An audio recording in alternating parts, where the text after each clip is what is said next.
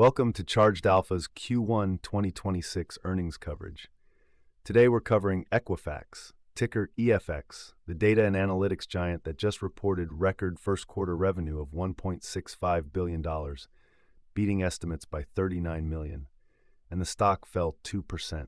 Only in financial markets. Beat the quarter by 10% on adjusted EPS, post-record revenue, and the market focuses on the cautious Q2 guidance. That gap between what happened and what the market cares about is exactly where the analysis lives. The company's been running a 7-year, $2.5 billion cloud transformation. The CEO says they're now fully in growth mode. The data says mortgage revenue surged 60%. The question is whether that's a platform story or a rate story. That's the question we're unpacking today. 125 years of data, 3 global segments, and a 33 times earnings multiple that demands answers. Equifax was founded in 1899, yes, 1899, in Atlanta, Georgia, originally as a retail credit company that tracked whether customers paid their grocery bills. Today, it's one of the 3 major credit bureaus, alongside TransUnion and Experian, and it has expanded well beyond credit. The business runs through 3 segments. Workforce Solutions is the largest and most unique. It operates The Work Number, a proprietary database of 600 million-plus employment records contributed by employers over decades. Banks and lenders use it to verify income and employment instantly. No one else has this dataset. It's a genuine data monopoly within a business. The second segment is U.S. Information Solutions, USIS, which handles consumer and commercial credit data. Think credit scores, fraud detection, mortgage underwriting. This is the segment most exposed to mortgage volumes, which matters a lot when rates move. The third segment is international, covering 24 countries across Europe, Latin America, Asia Pacific, and Canada. It's smaller but growing, contributing about $360 million in Q1. Together, the 3 segments generated $1.65 billion in the quarter. And Equifax's strategic story for the past 7 years has been the cloud transformation, moving from legacy mainframe infrastructure to a cloud-native platform. That transition has cost over $2.5 billion in capital. It's been the reason margins have been compressed and free cash flow has been lower than the underlying business should produce. The thesis is that the cloud transformation is now largely complete. Once it's done, Equifax can launch products faster, integrate acquired data assets more efficiently, and grow revenue without proportional cost increases. CEO Mark Begor has been saying it's working. Q1 2026 is the first quarter where the numbers are starting to look like proof. Leading Equifax is Mark Begor, who became CEO in April 2018. His timing could not have been more dramatic. He arrived just months after the 2017 data breach that exposed the personal information of 147 million Americans, the single most damaging corporate data breach in U.S. history up to that point. Begor came from General Electric and Warburg Pincus. He's a seasoned operator and turnaround executive. His mandate wasn't just to run a credit bureau. It was to rebuild a company that had fundamentally broken trust with consumers, regulators, and investors. The settlements alone cost Equifax over $1.4 billion. What Wall Street gives Begor credit for is the cloud initiative. Rather than patch the old systems, he committed to a complete infrastructure rebuild. That takes patience and market tolerance for elevated capex and compressed margins for years. 8 years in, the strategy is entering its payoff phase. The question Wall Street keeps asking is whether the cloud transformation also unlocks pricing power. Equifax's data is genuinely irreplaceable, employment records and credit data for hundreds of millions of Americans. If the cloud makes that data more accessible in real time, new products and pricing tiers become possible. That's the optionality embedded in the stock. Lana, walk us through the Q1 2026 results. Beat on both top and bottom line. Revenue of $1.649 billion came in against a $1.61 billion consensus estimate, a beat of 39 million or 2.4%. Adjusted EPS of $1.86 crushed the 169 estimate by 17 cents. That's a 10.1% beat. GAAP EPS was $1.42. Net income was $172 million. And year over year, how does Q1 2026 compare? Very strong. Revenue grew 14.3% from $1.442 billion in Q1 2025. That acceleration is significant. GAAP EPS went from $1.07 in Q1 2025 to $1.42 this quarter, up 33%. The company described the result as record first quarter revenue, and it is. Where did the revenue growth come from? Mostly mortgage. The Workforce Solutions segment generated $683 million, up 10% year over year. Verification services within that segment grew 14%, driven by employment and income checks. Employer services was down 4%. The USIS segment was the big outperformer at $606 million, up 21%. And within USIS, mortgage revenue grew 60% year over year. International contributed $360 million, up 11% on a reported basis. 60% mortgage growth. How do you read that? It's both a tailwind and a caution flag. Mortgage applications surged in early 2026 before rates crept back up mid-quarter. Begor flagged on the call that mortgage activity normalized as Q1 progressed. That 60% is a comp effect. Q1 2025 mortgage volumes were low, layered on top of genuine activity in January and February.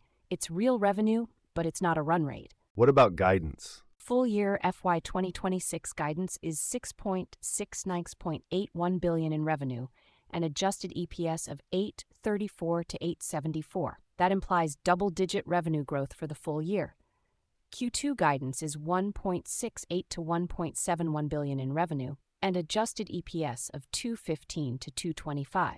The market expected Q2 EPS closer to $2.40, so the guidance midpoint of $2.20 was the headline disappointment that drove the stock lower. Let's talk valuation. How is EFX priced? At $193.30, EFX trades at 33 times trailing earnings. Price to book is 5.1. Price to sales is 3.7 on a trailing 12 months basis. The Graham number, Benjamin Graham's intrinsic value floor, works out to about $67.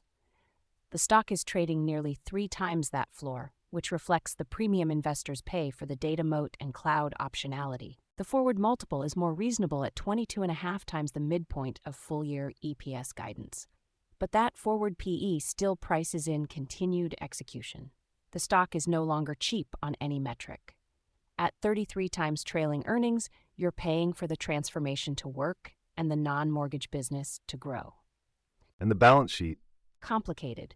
Cash of $183 million against total debt of $5.3 billion gives you net debt of $5.1 billion. Total assets are $11.9 billion. Total equity is $4.7 billion. The net debt-to-equity ratio is over 110%. That's meaningful leverage for a data business. The company carries the debt from years of cloud capex and prior acquisitions. Interest expense runs about $56 million per quarter. Cash generation? Q1 free cash flow was $122 million, better than recent Q1s when capex was higher. Capex came in at $120 million, consistent with the expectation that cloud infrastructure spending is normalizing. If capex continues to decline as planned, free cash flow generation should accelerate meaningfully in the back half of 2026. On capital return, the company paid $67 million in dividends and repurchased $260 million in shares during Q1, a meaningful cash return while carrying that debt load. Overall, Equifax's financial health is solid. Record Q1 revenue, a strong EPS beat, and maintained full-year guidance are the positives. The balance sheet leverage and premium valuation are the constraints. The business is executing. The question is whether the current multiple already prices in the execution. How is Wall Street positioned on EFX? The consensus is moderate buy. Of the 18 analysts covering the stock, 13 have buy or equivalent ratings, 5 are at hold, and none carry sell ratings.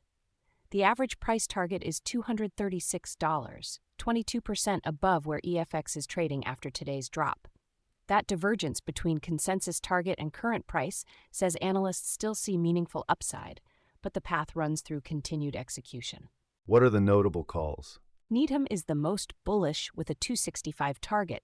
Their thesis is that cloud-enabled product launches will drive non-mortgage USIS into double-digit growth, making the revenue stream less cyclical. Wells Fargo carries overweight at 240.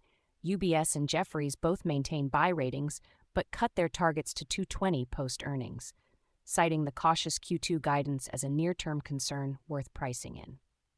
And the cautious side? Barclays maintains equal weight with a 215 target. Goldman Sachs is at neutral, citing concerns about mortgage cyclicality and leverage. BMO Capital is at market perform. These aren't bear calls exactly. None of the major banks have sell ratings on EFX, but they're saying the 33 times multiple already reflects the good news, and the cautious guidance makes the risk-reward less compelling today than it was a month ago. Let me build the bull case.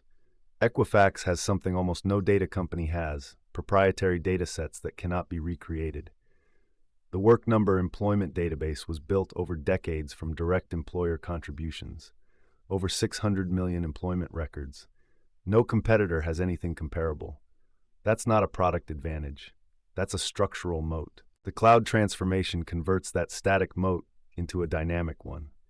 Faster product development, real-time analytics, new use cases in insurance, healthcare, government, and commercial credit. Begor said the team can now fully focus on growth and customers. That shift from infrastructure building to commercial execution should show up in margin expansion and product velocity over the next 4 to 6 quarters. And the math works at full-year guidance. 8.5 times adjusted EPS guidance at 22.5 times forward earnings is not unreasonable for a company with irreplaceable data assets growing revenue at double-digit rates. If mortgage volumes recover with any rate normalization, the upside to that guidance number is real. The bear case is the valuation at 33 times trailing earnings in an environment where Q2 guidance disappointed. Two analysts cut price targets today. The consensus price target of 236 is already 22% above the stock price. When analysts cut targets on earnings day, the gap tends to narrow because of further target reductions, not stock price recovery. The 60% mortgage growth in Q1 is impressive, but it's the wrong kind of impressive.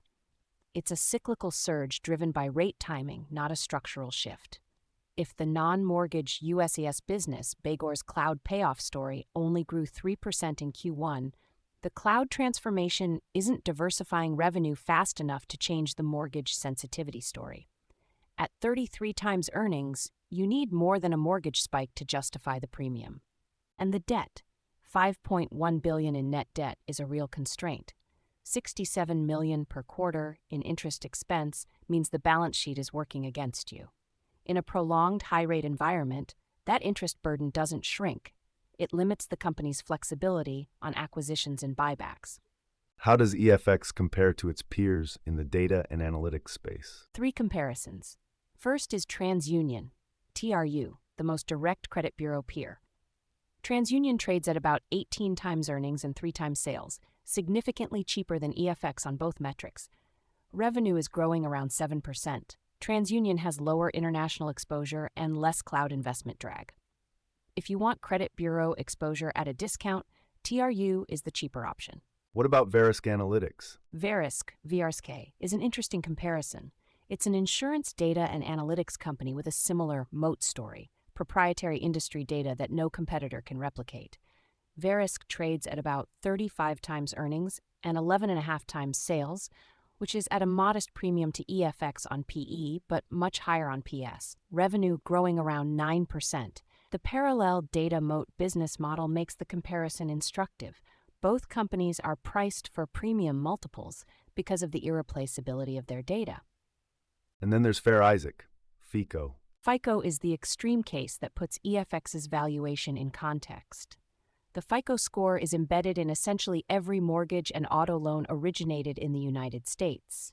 Fair Isaac trades at 86 times earnings and 20 times sales, revenue growing 15%. That multiple is what a true pricing power monopoly looks like when there is no substitute. Equifax helps power the FICO score ecosystem as a data supplier. The gap between EFX at 33 times and FICO at 86 times tells you how much more pricing power the market believes FICO has than EFX. So EFX is between TRU and FICO, priced for more than a pure credit bureau, but not yet at the pricing power premium of its key ecosystem partner. Exactly. If the cloud transformation delivers the non-mortgage product velocity Bigor is promising, the distance between EFX and FICO closes. If it doesn't, TRU at 18 times looks more attractive. What is the options market telling us around earnings? The put-to-call ratio headed into today was about 1.8, moderately elevated.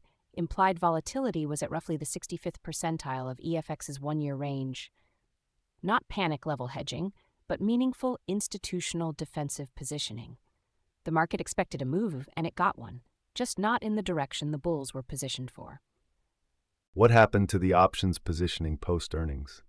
The beat on Q1 was real and should have compressed IV and squeezed the put side. But the cautious Q2 guidance flattened that squeeze. Pre-earnings calls clustered in the 200 to 210 strike range.